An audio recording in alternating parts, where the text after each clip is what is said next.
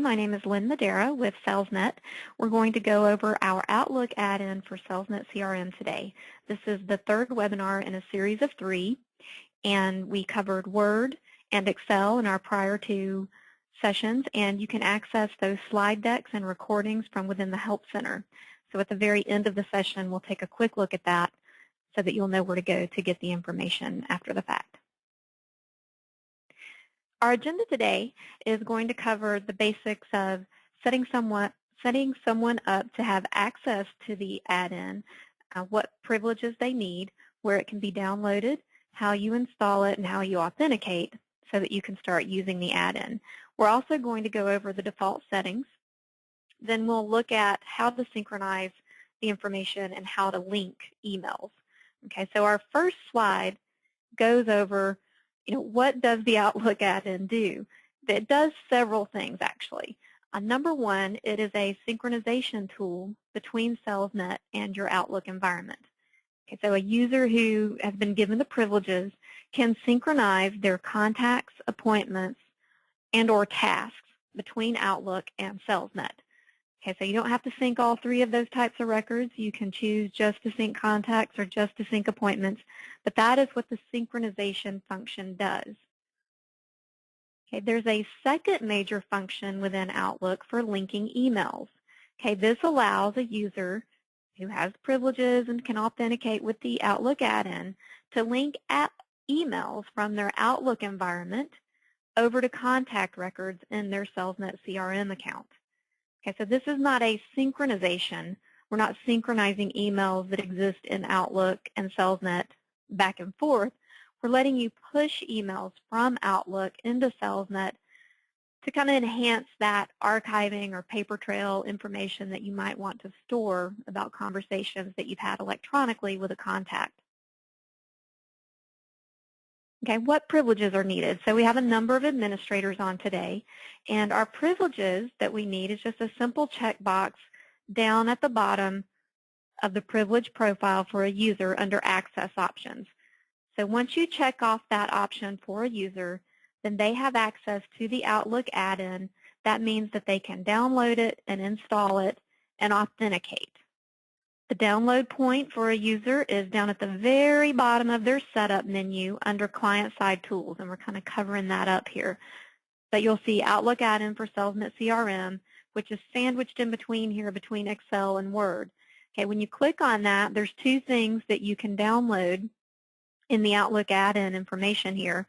We have release notes, which go through very detailed information about your system requirements and how to install. And we're hitting the high level, kind of walking through that so that you know how to do it. But the release notes have much more detail about all these topics. So you can download them from here, and you can also download the release notes from the Help Center. Again, we'll go back around and look at that after. And then finally, the reason that you're here is to download the software. So it is a quick install. It installs a small piece of software on the user's machine. It builds this add-in inside of their Outlook client. When you click that, basically you go through a series of prompts to download, run. It's a self-extracting file, so that means it will run itself. You just have to confirm it. Then you have to unzip the file and then select the install button. So it's a very quick process, less than a minute, to get it pulled down and to actually run through the install. At that point, the add-in is in place inside of your Outlook environment, and you'll be able to open Outlook and authenticate inside of the Salesnet add-in. So the first time that you launch Outlook, you will be prompted, to remind you that, hey, you need to authenticate. But all of this is done from the add-in ribbon in your Outlook environment. Now, depending on the version of Outlook you're on, these could be arranged a little bit differently. But what we're showing here at the top, if you'll look at the screenshot, is we have an add-ins ribbon inside of Outlook, and then we have a Salesnet menu. Okay, this does present itself a little bit differently than having a full Salesnet ribbon like we have in Word and Excel. So if you're having a tough time finding it, if you're just starting to use Outlook, be sure to look in this add-ins ribbon, and you'll see there's a lot of different applications embed themselves in this add-in ribbon, and Salesnet will be all the way to the left. The main thing that you're concerned with when you're first getting started is getting authenticated. Okay, so that Salesnet knows, who you are when things are being sent from Outlook. So we're going to launch that ribbon, choose Settings, and then you're just going to put in your Salesnet login information. This is the login information that you use to log into the main Salesnet application. Okay, so enter that in, click the Authenticate button, and you'll get a green approval or authenticated message if everything went okay. Now, the other thing that we want to, so let me back up actually, sorry. The other thing that we want to go over, the real probably meat of this presentation, discusses all the different options that you can set up for yourself when you're trying to start synchronizing. You'll notice beyond the Security tab here, we have other tabs, Contacts, Appointments, and Tasks. Okay, these are the items that can be synchronized. And then we have an Email tab. Okay, so this contains settings about sending emails over to Salesnet from your Outlook environment. So what we want to review first is the default settings. So what do you have in place as soon as you install Outlook? How is it going to function? Okay, well, by default, okay, in the Contacts tab, okay, these are the settings that will be in place for you. So contact syncing will be enabled. Okay, what this means is it will actually try to synchronize contacts for you. You can turn this off completely so that you don't synchronize contacts. So that is an option. Let's say you're not interested in pushing and pulling contact records. You really just want to do appointments. Then you could just uncheck that box and contact syncing would be turned off. If we have contact syncing enabled, which that is how it's set up by default, the next default setting is that you're set to only upload contacts in the Salesnet category. Okay, well, what does this mean? And I think I kind of have my slides out of order. I think I'm going to hit this now. So when you install the Outlook add-in for Salesnet, a Salesnet category is created. Okay, and this is a way for you to tag records so that you can push them selectively into Salesnet. Let's look at, I'm going to skip down to what is the Salesnet category and look at that now. You'll see it here. It presents itself with the color, with the yellow color. Okay, and so when you install your add-in and you synchronize, initially it's looking for contacts in your contact list that are only tagged with Salesnet. What does that mean? Let's say you have 100 contacts and only 5 of them, if you go through and you tag 5 of them with the Salesnet category, the add-in is only going to look at those 5 contacts. Okay, so those might need to get pushed up to Salesnet, or maybe they need to get matched with ones that are in Salesnet, but it's going to ignore the other 95. So by default, when you install the add-in, it's set to only look at this selective list. If you want to synchronize more than that, you just uncheck this box. If we uncheck this box, that means when we synchronize contacts, it would look at the entire list, the 100 contacts in your contact list. Okay. The next section here is additions and deletions. So how are we going to treat the data that we find? So if we find records that are in Outlook that don't exist in Salesnet, if we find records that are in Salesnet and they don't exist in Outlook, the default settings are to add them to one another. So if you find 5 in Salesnet, add those 5 to Outlook. If you find 10 in Outlook that don't exist in Salesnet, then add them over to Salesnet. Okay, so we're just set to add the information. Okay, then, ongoing as you synchronize more often, what will happen is, obviously, we add records to each system. Some of them match automatically. Well, if you update data in one of those records, well, whose data do we want to go with? Who do we want to be the master contact list? And so we're set to have Salesnet be the master. This means if you update something in Salesnet today, you synchronize tomorrow, we're automatically set to update that data into your Outlook when you synchronize. So if you want to go away from this, let's say you only want to push information from Outlook to Salesnet. right, then you might decide, to disable this top portion. Maybe you never want to pull things from Salesnet into your Outlook. Maybe you want to just have a one-way synchronization. Okay, you've got the ability to modify these settings to do that. But by default, contact syncing is turned on. It's set to only look at contacts in your contact list in Outlook that are tagged with the Salesnet category, and it's set to make additions between the two systems. Okay, appointment syncing is set up largely the same way. It's enabled. It's initially only set to look at appointments that you have selectively tagged in your Outlook. And so why would you want to do that? Maybe you have lots of personal appointments in your Outlook calendar, and you don't want all those personal appointments to go into Salesnet. So you might decide to go through and just tag all of your business appointments to be pushed. Okay, same thing with your contact list. If you have contacts in your contact list that are private, okay, maybe you only want to go through and tag business contacts with the Salesnet category and push those into Salesnet. Okay, it's a way for you to filter out things in Outlook that you don't want to appear in Salesnet. Okay, so it has all the same settings as contacts as far as it is enabled. It will depend on the category initially, and it's set to add records in both places. Okay, so if I find it in Salesnet and it doesn't exist in Outlook, I'll add it, and vice versa. Okay, if there's a conflict, if we have matching, then we're set to allow Salesnet to win.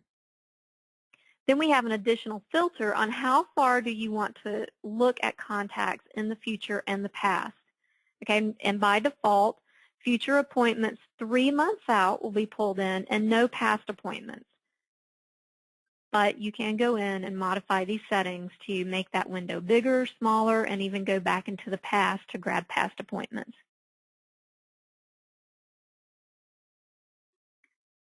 Again, the same thing with tasks. We're just working our way across the tab entries here. So it's enabled by default. It will only look at the Salesnet category. It's set to add entries that are found in each system, and Salesnet will win when there's a conflict to resolve. There are some filters that you can check off to only synchronize tasks that are in the future or only synchronize tasks that have not been completed. Okay. But by default, this is set to synchronize all tasks. So all tasks will be synced. Okay. And again, remember, I'm finally hitting this category slide, that the Salesnet category is pre-set up for you. You just have to go through and add your contacts into that category. Now, a quick note, the first time you synchronize, if you pull in 10 records from Salesnet into your Outlook, those are automatically tagged with the Salesnet category. If you had contacts in your contact list pre-existing, those are not automatically added to the Salesnet category. You will have to go through and tag those. Okay, so again, the Salesnet category is just a way for you to control which contacts or appointments or tasks that you might want to send into Salesnet. So how do we synchronize? Okay, there are a number of steps to this. We get a chance to review the synchronization actions before they occur. So the add-in is set to give that information to you to review. You have the ability to skip it, reject it, and move on. So you're not tied into the records that get pulled in for synchronization. You do have the ability to make some decisions along the way in the event that it looks like something is going to go into one system that you don't want to happen. So what we're showing is going into the Salesnet add-in ribbon and choosing the Synchronize Now option in the menu under Salesnet. That immediately kicks off the matching exercise, and then you have a number of screens to step through to review what's being suggested for contacts, appointments, and tasks. If you have any one of those turned off, that whole section is skipped. And then within each section, you've got the ability to review details. And you can see here in this screenshot, I decided I did not want to synchronize Andrew Smith. So I selected that name and I clicked the skip button and it highlights it red. So that pulls it out of the synchronization actions. And the way that you read something like this is you look at the action and it's telling me these were all going to be changes to my Outlook. Okay, so these were all records in Salesnet that were deemed different in some way, and they were going to change the records that already existed in my Outlook environment. Let's look at that live. Let's go through that exercise inside of my Outlook environment. So I'm pulling Outlook over, and I've already synchronized my contacts with my Salesnet environment. I've already been through that step one time. And what happened was it pulled in 154 contacts from Salesnet into my Outlook. And you can see they were all tagged with the Salesnet category. And I went through and I unselected some of these records. So I'm like, okay, I don't want to sync these guys. So I'm pulling them out of my Salesnet category, taking them out of the synchronization. Now remember, if you don't care, if you don't want to do this selectively, then you can just uncheck that box in your contact settings and it will look at all 154 contact records. Okay, so I'm going to now add a contact.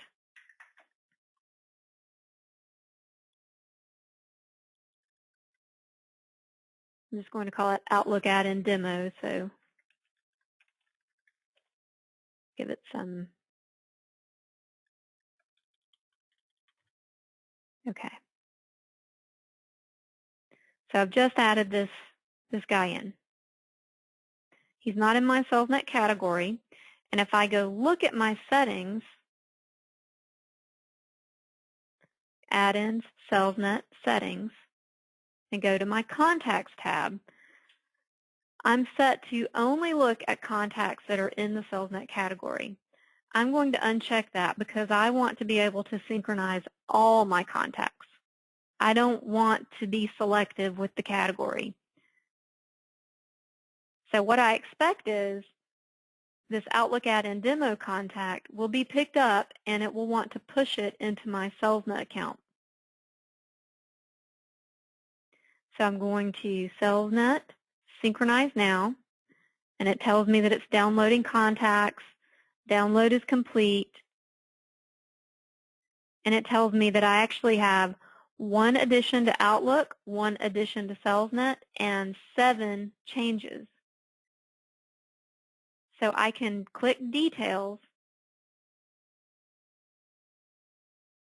and I can take a look at this. So I had added a record into my contact list in Salesnet, and it wants to add that to Outlook. I have a number of records that are set to change, and I also have something that's going to be added to Salesnet.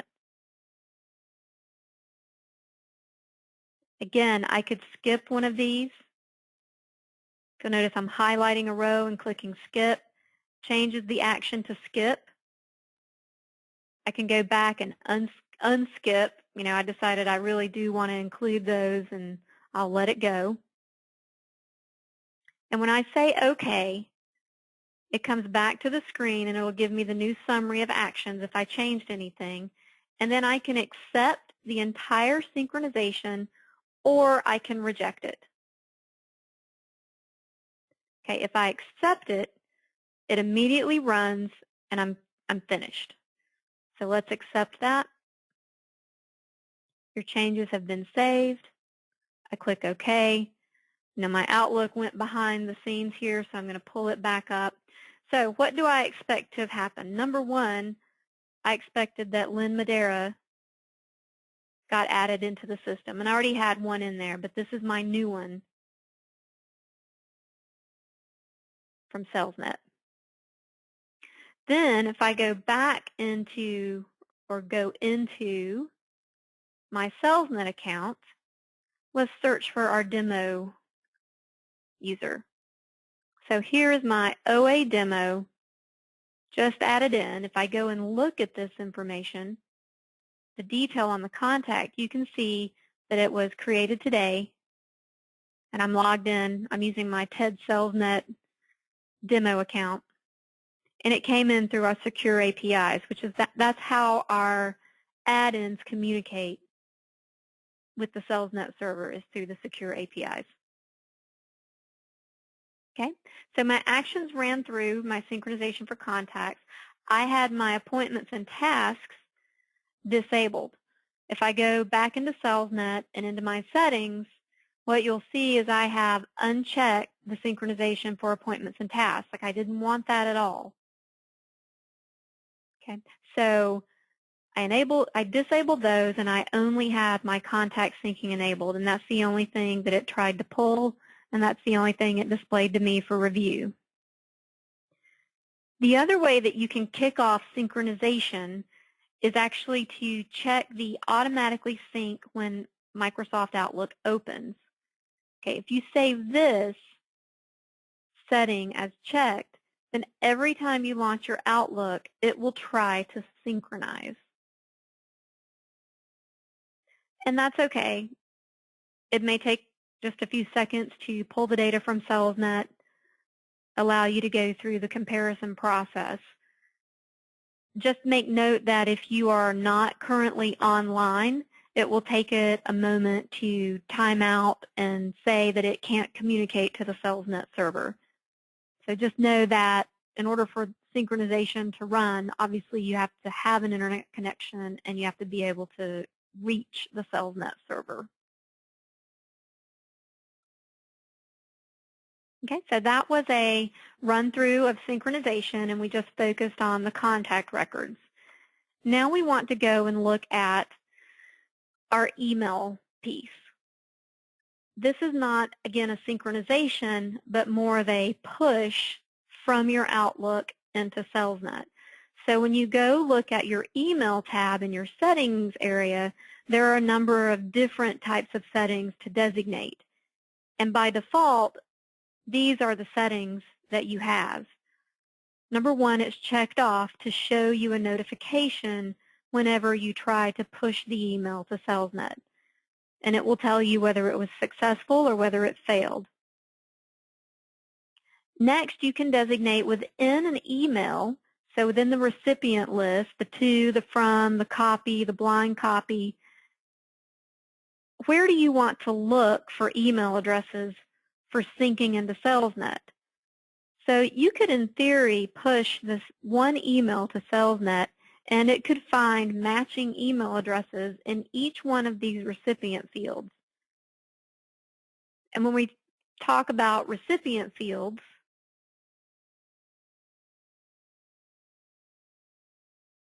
if I launch a new email here, right, we're talking about what's in the from field, the to field, the copy, the blind copy. So the add-in will look through each one of those fields, gather up the email addresses, and go look for matches inside of your Salesnet account. By default, every one of those recipient fields is checked off. Next, we get to determine what fields do we want to look at in Salesnet for the matching. So it's set to look at your contact records, and by default, it's set to only look at the work email fields.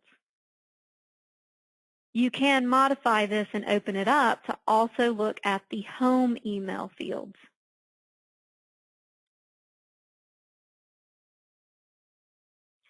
Next, and we've got a double 3, that should be 4. If we look at what contact records we want to look at, we're talking about the fields in a contact record here. Now we want to say what contact records. By default, it's set to only look at the contacts that you own. You can open that up to say, look at the contacts that I can edit, look at the contacts that I can view. So the bottom selection here would allow you to push emails and link them to contacts owned by other people if you have access to see those contacts in Salesnet.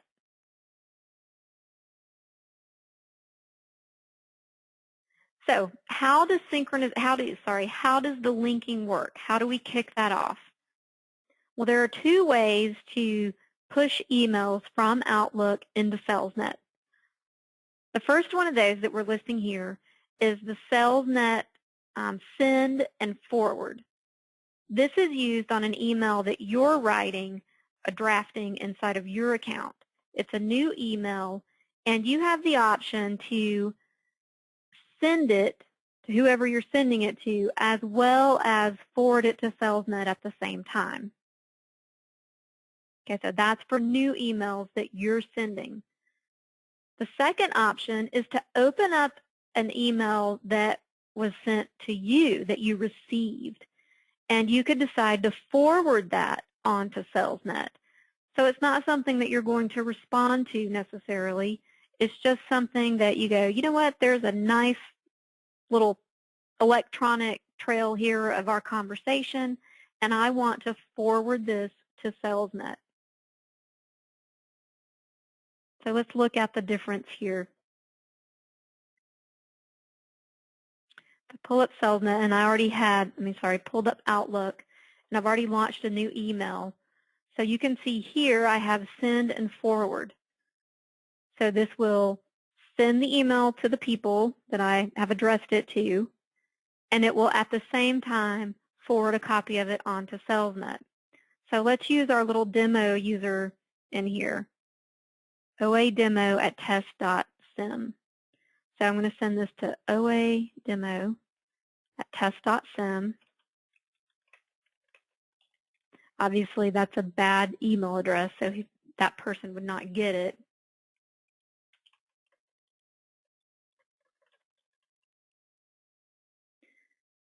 And when I send that, I just did a regular send. Sorry. Let's try that one more time. Through Salesnet.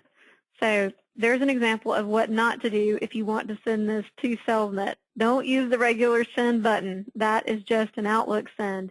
You have to use the send and forward to Salesnet to make this work. Sometimes it's hard because you're so used to sending just via Outlook. But remember, if you want this to also be linked into a contact record in Salesnet, use your send and forward. So send and forward. Email sent and forwarded to Salesnet. Thank you. So I got my notification. The email went out. So if I look at my sent items, you can see I have two here. One went out with my normal send. One went out with my send and forward. Now, where does it go? And where can I find it in Salesnet? That'll be our next step. So let me show you what to do. So we have an email that's already existing in here. I received it as Amy Jackson. And so I can open an email that I received,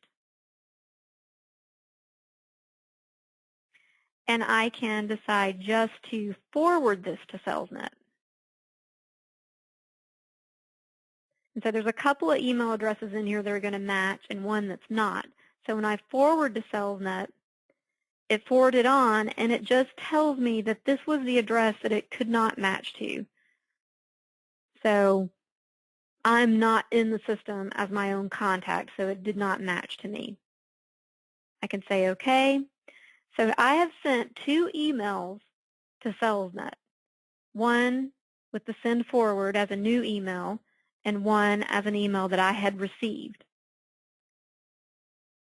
Okay, so let's look at our screenshot here that tells us how we go and review these emails and whether they're linked or unlinked. We tend to refer to these emails as linked emails, but sometimes they're going to make it to Salesnet and they're not going to find a contact record to link to. And in that case, they're actually unlinked emails. But where can you go and look at all of this information? We can go to linked emails in this linked email area, and what you'll see is a red number there on top of this screenshot. That indicates the number of emails that are unlinked. So if I had 500 emails listed in there and 10 of them never found a matching contact, I would have a red 10 showing. On the left, our emails are organized into sent and received. Okay, this corresponds to your ability to send them into Salesnet. Sent emails are ones that you've sent from within your Outlook. You were the sender. Received ones are ones where you were the recipient. and you've decided to just forward them on. So they're organized in these two different buckets. If we turn on our filter bar and we look at these grids, you've got the ability to filter on linked and unlinked and who the recipients were and the subject line. So these grids in the linked email area work the same as our grids in our main tabs, accounts, contacts, opportunities. So let's go look at that in our Salesnet account. And if you'll look here on the right, I have linked email. If I click on that, I've got a few more things in my list here. I have sent emails. So these are the ones that I had sent that I did find matches. I sent one earlier that was unlinked, and it couldn't find a match, and it's still unlinked. And then I have the one that I used for my OA demo test. It came in to the linked email area, and it automatically linked up. And then in my received area, I forwarded the same email on twice today. And so you'll see this is a test 2, this is a test 2, and it tells you here who it was looking, to link it to. So I can see the summary here, and in this way, I can go in and I can manage things that were unlinked. Maybe it's because there was a typo, so sales not is obviously a typo. So it could not find a matching record for that, right? OA demo, it matched immediately. So I can go in and edit these emails and manually link them to contact records. Okay, so that is an option for you to get unlinked items linked after the fact. And then it's a great way to validate email addresses inside the system as well. But let's go look. The other way to look at this is to look at linked emails from the actual contact record. So let's go look at our demo record in the contact area. So I'm going to go open OA demo. And if I go over to not com events, but linked email tab, I can see what's come in that linked, automatically to OA demo. So now I've got a nice little history of what OA demo received. The other thing that you can do with linked emails is you can global search those. So if you use the global search window on the top right, and I'm going to put in this as a test, and press enter or click on the magnifying glass, I can search across linked emails in Salesnet. And so it found all my little tests this morning.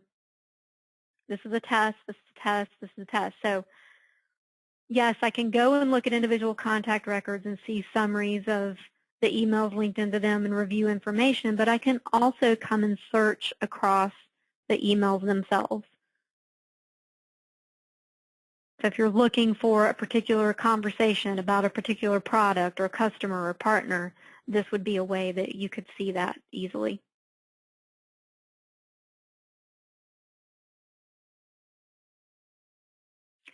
Okay, that wraps up our presentation on syncing and linking with our Outlook add-in,